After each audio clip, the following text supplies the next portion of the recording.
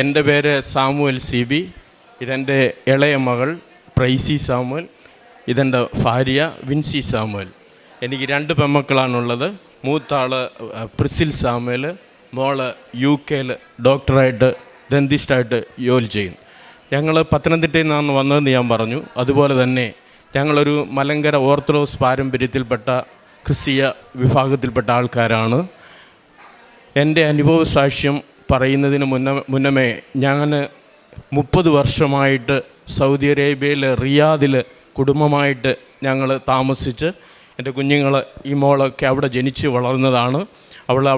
അവിടുത്തെ +2 പഠനത്തിന് ശേഷം നാട്ടിൽ കടന്നു വന്ന് റഷ്യയിൽ തജക്കിസ്ഥാൻ എന്ന് പറയുന്ന സ്ഥലത്ത് MBBS പഠിച്ച് കഴിഞ്ഞ വർഷം അവിടുത്തെ പരീക്ഷ പാസ്സായി നാട്ടിൽ കടന്നു വന്നു. നിങ്ങൾക്കറിയാം, MBBS വിദേശത്ത് പഠിക്കുന്ന ഒരാൾക്ക് ഇന്ത്യ രാജ്യത്ത് ജോലി ചെയ്യണമെന്നുണ്ടെങ്കിലും ഇൻറ്റേൺഷിപ്പ് ചെയ്യണമെന്നുണ്ടെങ്കിലും ഇന്ത്യ രാജ്യം അനുശാസിക്കുന്ന മെഡിക്കൽ കൗൺസിൽ ഓഫ് ഇന്ത്യയുടെ എക്സാം എഴുതേണ്ടതായിട്ടുണ്ട്. അങ്ങനെ എൻ്റെ മകൾ കടന്നു വന്ന് കഴിഞ്ഞ വർഷം medical council of India exam എഴുതി. പക്ഷേ അവൾ വളരെ കോൺഫിഡൻ്റ് ആയിരുന്നു. കാരണം അവിടെ ജീവിതത്തിൽ ഒരു പ്രാവശ്യം പോലും അവൾ പരാജയം അനുഭവിച്ചിട്ടില്ല. അത്രമാത്രം സ്നേഹിച്ച് ഞങ്ങൾ പരസ്പരം എല്ലാ കാര്യങ്ങളും സംസാരിച്ച് അവൾ ജീവിതയാത്ര മുമ്പോട്ട് പോയിട്ടുണ്ട്. അതിനു മുന്നേ ഒരു കാര്യം കൂടെ എനിക്ക് ഇവളെക്കുറിച്ച് പറയാനൊക്കെ കൊണ്ടുള്ളത്, ഇവൾക്ക് ഏകദേശം 2 വയസ്സായപ്പോൾ 2002 എൻ്റെ ഈ മോള് വീടിൻ്റെ ടെറസിൻ്റെ മണ്ടയിൽ നിന്ന് താഴെ വീണതാണ്. കോമ സ്റ്റേജിലുണ്ടായിരുന്ന മകളാണ്. ദൈവത്തിൻ്റെ അനുഗ്രഹത്താൽ, പ്രാർത്ഥനയുടെ ശക്തിയാൽ ഇന്ന് വരെ ഒരു കുഴപ്പവും ഉണ്ടാകാതെ ദൈവം MBBS വരെ പഠിച്ച് ഈ സമയത്ത് ഈ അൾത്താരയിൽ വന്നു നിൽക്കുവാൻ തക്കോണം ദൈവം ഇടയാക്കി തീർത്തു. പക്ഷേ അവിടെ ജീവിതത്തിൽ ഈ പരാജയം കടന്നു വന്നപ്പോൾ ഞങ്ങൾക്ക് സഹിക്കാനെ കൊണ്ട് കഴിഞ്ഞില്ല. കാരണം അവൾക്ക് അവിടെ കൺട്രോൾ തന്നെ അങ്ങ് നഷ്ടപ്പെട്ടു പോയി. എന്ത് ചെയ്യണമെന്നറിയത്തില്ല. കാരണം ഇവൾ പരാജയപ്പെട്ടെന്ന് ആരോട് പറഞ്ഞാലും ആരും വിശ്വസിക്കുകയില്ല. അവൾക്ക് ഇനി പഠിക്കണ്ട, വേണ്ട വേണ്ട വേണ്ട എന്ന് ഒക്കെയുള്ള തീരുമാനങ്ങൾ മുമ്പോട്ട് വന്നു. അപ്പം ഞാൻ തീരുമാനിച്ചു, എൻ്റെ മനസ്സിലൂടെ കടന്നുപോയി, ഇനി ഒരു മനുഷ്യനെ പോലും വിദേശത്ത് പോയിട്ട് MBBS എടുക്കാനെ കൊണ്ട് ഇൻട്രഡ്യൂസ് ചെയ്യരുതെന്ന്. കാരണം ഈ അനുഭവം മറ്റാർക്കും ഉണ്ടാകരുത്. അപ്പോൾ എന്നിട്ടും എൻ്റെ മനസ്സ് പതറിപ്പോയി. എന്നിട്ട് എൻ്റെ വൈഫ് തന്നെ ആ സമയത്ത് നാട്ടിലുണ്ട്. ഇവളെ ബലപ്പെടുത്തി പ്രാർത്ഥിക്കും മക്കളെ, ദൈവം നന്മ ചെയ്യും, അതുകൊണ്ട് നീ ക്ഷീണിതനാകരുത്, നീ മുമ്പോട്ട് പോകണം എന്നുള്ള ഒരു ചിന്ത അവിടെ ജീവിതത്തിൽ കൊടുത്തു. അതിന് ഞാനും ഈ കൃപാസനത്തെക്കുറിച്ച് എനിക്കും ഒരു കേട്ടുകേഴ്വി മാത്രമേ ഉണ്ടായിരുന്നുള്ളൂ. ഇപ്പോൾ അതൊരു എൻ്റെ കൺമുമ്പിൽ കണ്ട് ഒരനുഭവം പങ്കുവെക്കുക എന്നതാണ് എൻ്റെ പ്രധാന ദൗത്യം. ഈ മോളോട് ഞാൻ പറഞ്ഞു, മോളെ നീ പഠിക്കുക, വീണ്ടും ഒന്നുകൂടെ അറ്റംപ്റ്റ് ചെയ്യുക, പാസ്സാകും, നമുക്ക് മാതാവിനോട് പ്രാർത്ഥിക്കാം. എൻ്റെ സൗദിയിലുള്ള ഫ്രണ്ട്സ്, കത്തോലിക്ക വിശ്വാസത്തിലുള്ള ഫ്രണ്ട്സൊക്കെ എന്നോട് പറഞ്ഞിട്ടുണ്ട്, കൃപാസനത്തിൽ ചെന്ന് ഉടമ്പടി എടുത്ത് പ്രാർത്ഥിക്കണം, നിൻ്റെ വിഷയം ദൈവം കേൾക്കും. ഞാൻ സോഷ്യൽ മീഡിയയിലൂടെ ഇവിടുത്തെ എല്ലാ കാര്യങ്ങളും ശ്രദ്ധിക്കാറുണ്ട്. ഇതിങ്ങനെ എനിക്ക് ഇൻട്രഡ്യൂസ് ചെയ്തതിന് ശേഷം ഞാൻ ആദ്യമേ തന്നെ പറഞ്ഞു, ഞങ്ങൾ ഓർത്തഡോക്സ് വിശ്വാസികളാണ്, ഇതുപോലുള്ള കത്തോലിക്ക വിശ്വാസത്തിലുള്ള കാര്യങ്ങളൊക്കെ ഞങ്ങൾക്ക് വളരെ പരിമിതമാണ്. അതുകൊണ്ട് എന്നിരുന്നാൽ തന്നെയും ഞാൻ അവിടെ സൗദി അറേബ്യയിൽ പ്രയറിൽ അറ്റൻഡ് ചെയ്യുന്നത് മലങ്കര കാത്തലിക് കമ്മ്യൂണിറ്റിയുമായിട്ടാണ്. അപ്പോൾ ഇതിനെക്കുറിച്ചൊക്കെ എനിക്ക് കൂടുതലായിട്ട് കുറേ അറിയാം. ഈ മോൾ സൺഡേ സ്കൂൾ പഠിച്ചതും മലങ്കര കാത്തലിക് കമ്മ്യൂണിറ്റിയിലാണ്. അപ്പോൾ ഇവൾ ഇങ്ങനെ ഭാരപ്പെട്ടിരിക്കുന്ന സമയത്ത് കഴിഞ്ഞ ഡിസംബർ മാസത്തിലായിരുന്നു ഇവിടെ എക്സാം. അതിനാണ് ഇവൾ പരാജയപ്പെട്ടത്. അടുത്ത സെക്കൻഡ് അറ്റംപ്റ്റ് എന്ന് പറയുന്നത് ജൂൺ മാസത്തിലാണ്. ആ ജൂൺ മാസത്തിലെ പരീക്ഷയ്ക്ക് 3 മാസം പരിധി മാത്രമേ ഉള്ളൂ. അതിനുവേണ്ടി ഇവൾ പഠിക്കണമെന്നുണ്ടെങ്കിൽ 19 സബ്ജക്റ്റ് പഠിക്കണം. 19 സബ്ജക്റ്റ്, അതിൻ്റെ എത്രയോ വിഷയങ്ങളാണെന്ന് നമുക്ക് പറഞ്ഞാൽ തീരത്തില്ല. കാരണം പരീക്ഷയ്ക്ക് മുന്നേ അതൊരു പ്രാവശ്യം പോലും കവർ ചെയ്യാനെ കൊണ്ട് ഒരാളെ കൊണ്ട് പറ്റത്തില്ല. അപ്പം ഞാൻ പറഞ്ഞു, മോൻ പഠിക്കുക, ഞാൻ നാട്ടിൽ വരട്ടെ എന്ന് പറഞ്ഞു. ഞാൻ അങ്ങനെ ജൂൺ മാസം 14-ാം തീയതി നാട്ടിൽ വന്നു. ഞാനും എൻ്റെ ഭാര്യയും കൂടി കൃപാസനത്തിൽ 18-ാം തീയതി വന്ന് ഈ മകൾക്ക് വേണ്ടി ഞാൻ ഉടമ്പടി എടുത്തു. ഞാൻ മാതാവിൻ്റെ സന്നിധിയിൽ വിഷയം വെച്ചു. ആ വിഷയം ഇതായിരുന്നു, എൻ്റെ മോള് അറ്റംപ്റ്റ് ചെയ്യാൻ പോകുന്ന മെഡിക്കൽ കൗൺസിൽ ഓഫ് ഇന്ത്യയുടെ എക്സാം പാസ്സാകണം. പാസ്സായാൽ അടുത്ത ദിവസം രാവിലെ ഈ അൾത്താരയിൽ വന്ന് നിന്ന് സാക്ഷ്യം പറയും എന്ന് എൻ്റെ ഒരു തീരുമാനമായിരുന്നു. അതിനു മുന്നേ ഞാൻ ഇവിടെ വന്ന് ജസ്റ്റ് എൻ്റെ ചിന്ത എന്തായിരുന്നു ചോദിച്ചാൽ, ഈ കൃപാസനത്തിൽ വന്നിട്ട് അച്ഛനെ പെട്ടെന്നൊന്ന് കണ്ടൊന്ന് പ്രാർത്ഥിച്ചിട്ട് അങ്ങ് പോയേക്കണം എന്നായിരുന്നു എൻ്റെ ധാരണ. കാരണം ഞാൻ എൻ്റെ ഒരു സ്വഭാവം വെച്ച് പെട്ടെന്ന് കാര്യം കണ്ടിട്ട് പെട്ടെന്ന് വീട്ടിൽ പോകാമെന്നുള്ള ഒരു ചിന്തക്കാരനാണ് ഞാൻ. അപ്പോൾ ഞാൻ ഇവിടെ വന്ന് ശ്രദ്ധിച്ചപ്പോൾ എല്ലാവരും ക്യൂ നിൽക്കുകയാണ്. അപ്പോൾ എന്നോടൊരാൾ പറഞ്ഞു, അതല്ല, ആദ്യമേ നീ പോയി ഉടമ്പടി എടുക്കണം, അതിന് ലൈനുണ്ട്. അപ്പോൾ ഞങ്ങൾ വരുന്ന 11:30-ക്കാണ്. ആ 11:30-ക്ക് വന്നപ്പോൾ ഇവിടെ മൊത്തം നിറച്ച ആളാണ്. 18-ാം തീയതി. അപ്പോൾ ഞങ്ങൾ ആ 2ാമത്തെ സെഷനിൽ ഉടമ്പടിക്ക് വേണ്ടി കയറി. അവിടെ കയറിയിരുന്ന് അവിടുത്തെ ക്ലാസ് തുടങ്ങിയപ്പോഴാണ് ഇതിനെക്കുറിച്ച് എനിക്ക് കൂടുതൽ മനസ്സിലായത്. അപ്പോൾ അവിടെ ഇരുന്ന് ക്ലാസ്സിൽ ശ്രദ്ധിച്ചുകൊണ്ടിരുന്നപ്പോൾ തന്നെ എൻ്റെ മനസ്സിലൂടെ ഒരു ചിന്ത കടന്നുപോയി. ഞാനാണല്ലോ ആദ്യമേ ക്രമീകരിക്കേണ്ടത്. കാരണം എൻ്റെ മോക്ക് വേണ്ടി ഞാൻ ഉടമ്പടി എടുക്കുമ്പോൾ, അല്ലെ എൻ്റെ മോളുടെ വിഷയത്തിന് വേണ്ടി ഞാൻ പ്രാർത്ഥിക്കുമ്പോൾ എൻ്റെ ജീവിതം ക്രമീകരിച്ചിട്ടുണ്ടോ എന്ന് എന്നെക്കുറിച്ച് തിരിഞ്ഞു നോക്കാൻ എനിക്ക് അവിടെ ഇരുന്ന് തോന്നലുണ്ടായി. കാരണം എനിക്കൊരു സ്വഭാവമുണ്ടായിരുന്നു, നാട്ടിലൊക്കെ വരുന്ന സമയത്ത് ചെറുതായിട്ട് ഒരു ടൈം പാസിന് വേണ്ടി അല്പം മദ്യമൊക്കെ ഉപയോഗിക്കുമായിരുന്നു. അപ്പോൾ ഈ പ്രാവശ്യം ഞാൻ വന്നപ്പോൾ ഈ എയർപോർട്ടിൽ നിന്ന് വാങ്ങിക്കണമെന്നൊക്കെ ധാരണയുണ്ടായിരുന്നു. പക്ഷേ എൻ്റെ മനസ്സ് അനുവദിച്ചില്ല, ഞാൻ വാങ്ങിക്കാതെ തന്നെ ഇവിടെ വന്നിട്ട് ഈ കൃപാസനത്തിൽ വന്ന് ഉടമ്പടി ക്ലാസ്സിൽ അറ്റൻഡ് ചെയ്തിട്ട് ഞാൻ അവിടെ വെച്ച് ആദ്യം തീരുമാനിച്ചത്, മേലിൽ ഞാൻ ഈ മദ്യം ഉപയോഗിക്കത്തില്ല. കൂട്ടുകാരുടെ ഒക്കേഷനോ എന്ത് കാര്യത്തിനായാലും ഇത് ഉപയോഗിക്കത്തില്ലെന്ന് ഞാൻ അവിടെ തീരുമാനിച്ചു. അതുപോലെ തന്നെ എനിക്ക് പെട്ടെന്ന് വേറൊരു കാര്യം കൂടെ ഉണ്ട്, പെട്ടെന്ന് ഞാൻ ദേഷ്യപ്പെടും. കാരണം എൻ്റെ ജോലിയുമായിട്ടുള്ള ഭാഗത്തിൽ പെട്ടെന്ന് വഴക്ക് പറയും. അങ്ങനെയൊക്കെയുള്ള ഒരു ആറ്റിറ്റ്യൂഡുണ്ട്. ആ സ്വഭാവത്തിനും ഒരു മാറ്റമുണ്ടായി. ഞങ്ങൾ ഉടമ്പടി എടുത്ത് വന്ന ദിവസം തൊട്ട് രാവിലെയും വൈകിട്ടും ഞങ്ങൾ ഉടമ്പടി പ്രകാരമുള്ള പ്രാർത്ഥന, ആ പുസ്തകം വായിച്ച് മെഴുകുതിരി കത്തിച്ച് ഞങ്ങൾ കുടുംബമായിട്ട് മുട്ടുമേ നിന്ന് പ്രാർത്ഥിക്കും. ഞാൻ മുന്നമേ പ്രാർത്ഥിക്കാത്തവനാണെന്ന് ഞാൻ പറയില്ല. കാരണം ഞങ്ങൾ പ്രാർത്ഥിക്കാതെ കിടക്കില്ല. വേദപുസ്തകം വായിച്ച് പ്രാർത്ഥിക്കാതെ ഒരു ദിവസം പോലും കിടക്കത്തില്ല. ഞങ്ങൾ സന്ധ്യയ്ക്ക് മാത്രമേ പ്രാർത്ഥിക്കത്തുള്ളായിരുന്നു. പക്ഷേ വെളുപ്പാൻ കാലത്ത് പ്രാർത്ഥിക്കത്തില്ല. പക്ഷേ ഞാൻ ഓഫീസിൽ കടന്നു പോകുന്നതിന് മുന്നമേ ഞാൻ എഴുന്നേറ്റ് ഒരു 2 മിനിറ്റ് ദൈവത്തോട് പ്രാർത്ഥിച്ചിട്ടേ പോകത്തുള്ളൂ. അപ്പോൾ അങ്ങനെ വന്നപ്പോഴേ ഓരോ ദിവസവും ഞാൻ പ്രാർത്ഥനാ വിഷയങ്ങളിൽ മുട്ടുമേ നിന്നിട്ട് മോടെ കൈ പിടിച്ച് ആ കൃപാസനത്തിൽ ലഭിച്ച എണ്ണ പുരട്ടി ഞങ്ങൾ വിഷയത്തിന് വേണ്ടി അസമർത്ഥമായിട്ട് പ്രാർത്ഥിക്കും. ഞാൻ പ്രാർത്ഥിക്കുമ്പോൾ വേറെ ഒരു പ്രത്യേകതയുണ്ട്. എൻ്റെ മോക്ക് വേണ്ടി മാത്രം ഞാൻ ഇന്ന് വരെ പ്രാർത്ഥിച്ചിട്ടില്ല. എൻ്റെ മോടെ കൂടെ പരീക്ഷ എഴുതാൻ പോകുന്ന സകല കുഞ്ഞുങ്ങളെ ഓർത്ത്, അവൾ പോകുന്ന ആ പരീക്ഷാ ഹാളിൽ എത്ര കുഞ്ഞുങ്ങൾ കടന്നു വരുന്നു അവരെ ഓർത്ത് ഞാൻ പ്രാർത്ഥിക്കും. അല്ലാതെ എൻ്റെ മോള് ജയിക്കണേ ഞാൻ പ്രാർത്ഥിക്കില്ല.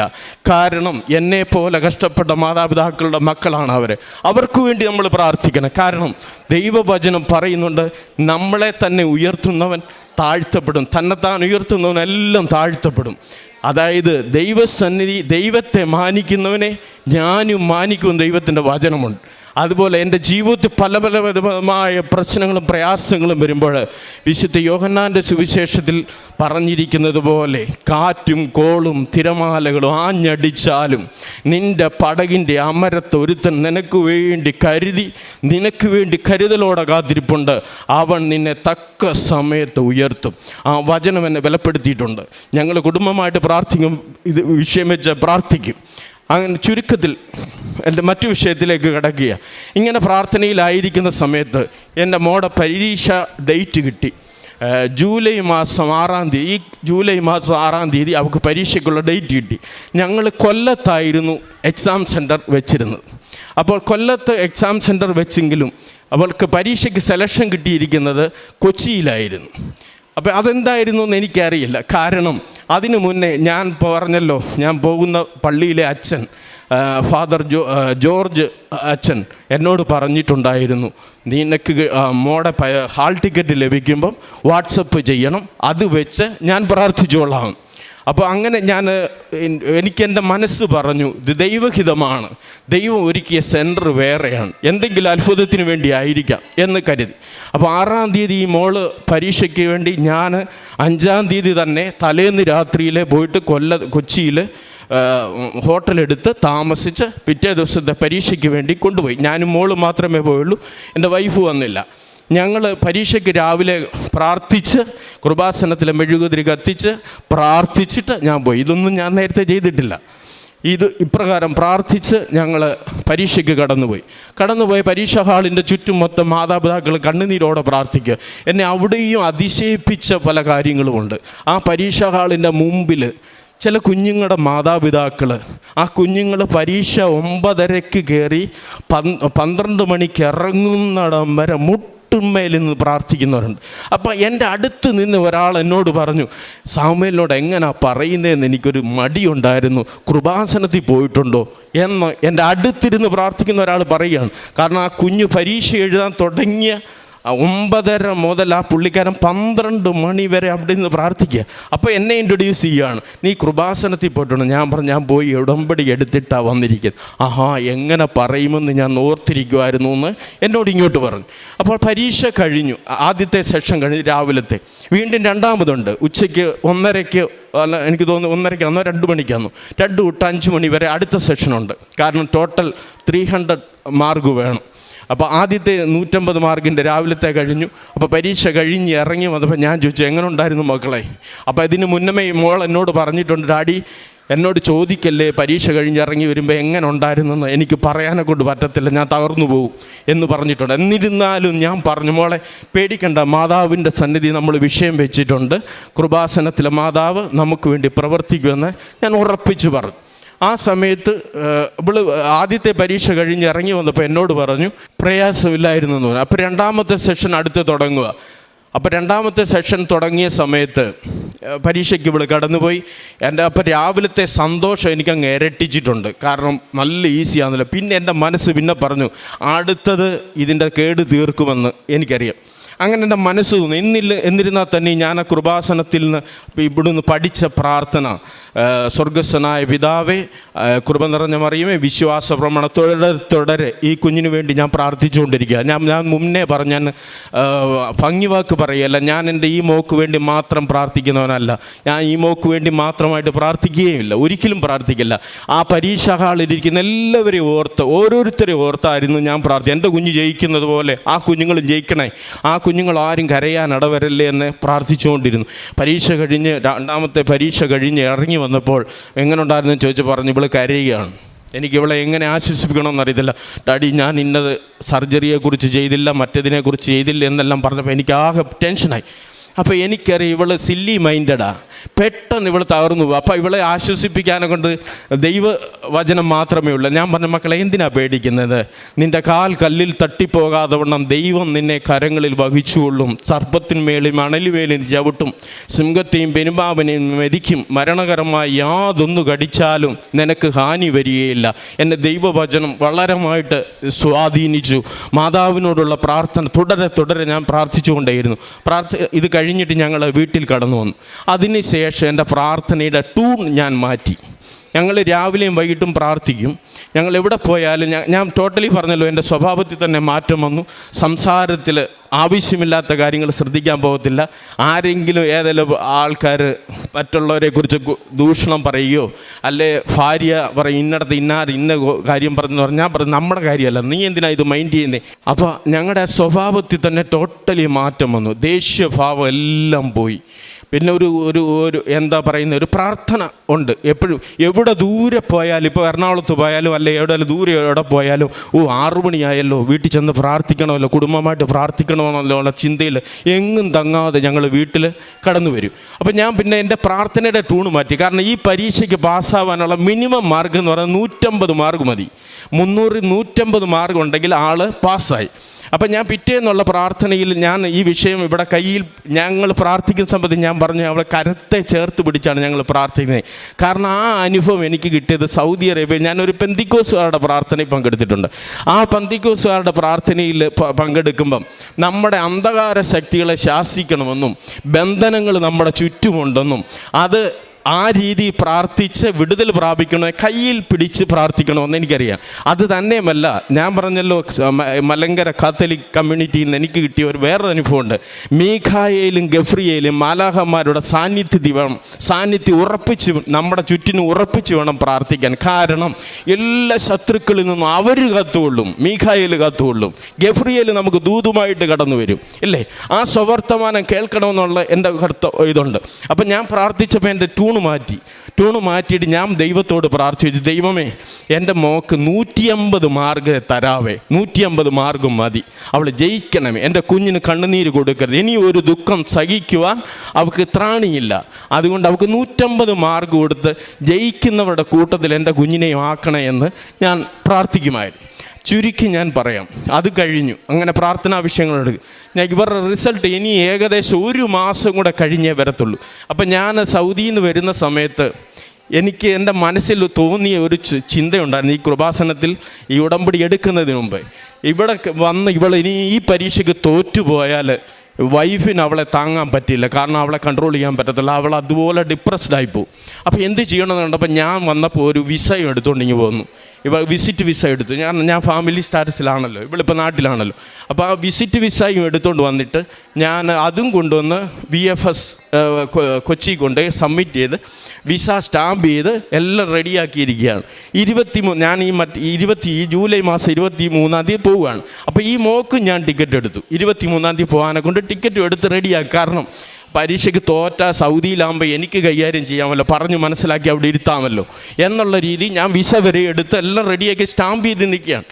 ആ സമയത്ത് പരീക്ഷാ റിസൾട്ട് വരാൻ യാതൊരു ചാൻസുമില്ല.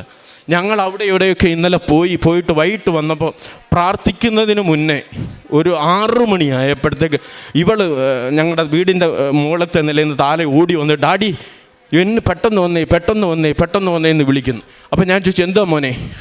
അത് റിസൾട്ട് വന്ന് നോക്കുന്ന കരഞ്ഞുകൊണ്ട് പറയുക. അപ്പോൾ ഞാൻ പറഞ്ഞു, നീ സമാധാനമായിട്ടിട്ട്, നമ്മൾ മാതാവിനോട് പ്രാർത്ഥിച്ചിരുന്നു, മാതാവ് കരുതിക്കൊള്ളും, നീ തകരല്ല്.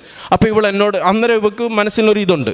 അപ്പോൾ ആ സമയത്ത് ഞാൻ കയറി ചെന്ന് ഇവിടെ മൊബൈലിൽ ഓണാക്കും മോനെ, നമ്പർ അടിക്കുക എന്ന് പറയും. ഇവിടെ കൈ വിറച്ചിട്ട് ആ മൊബൈലെ തൊടാൻ പറ്റുന്നില്ല, ഒരു കാര്യം അവൾക്ക് കോൺസെൻട്രേറ്റ് ചെയ്യാൻ പറ്റത്തില്ല. ഈ വലിയ വാചകം അടിക്കുന്ന എനിക്കും ഇത് തൊടാൻ പറ്റുന്നില്ല, ഓപ്പൺ ചെയ്യാനെ കൊണ്ട് എന്നെ കൊണ്ടും പറ്റുന്നില്ല. അപ്പോൾ എങ്ങനെയോ അത് നോക്കിക്കഴിഞ്ഞ് ഈ മോള് നോക്കിയപ്പം ഇവിടെ പേരതിനകത്തുണ്ട്. ഞാൻ 150 മാർക്കേ ദൈവത്തോട് മാതാവിൻ്റെ സന്നിധിയിൽ വിഷയം വെച്ചുള്ളൂ. 181 മാർക്കോടുകൂടി ഈ കുഞ്ഞ് പാസ്സായി. അപ്പോൾ അതെനിക്ക് ഈ അനുഭവം സാക്ഷ്യമായിട്ട് ഇവിടെ വന്ന് പറഞ്ഞില്ലെങ്കിൽ ഞാൻ മാതാവിൻ്റെ സന്നിധി ചെയ്യുന്ന വലിയ തെറ്റാണ്.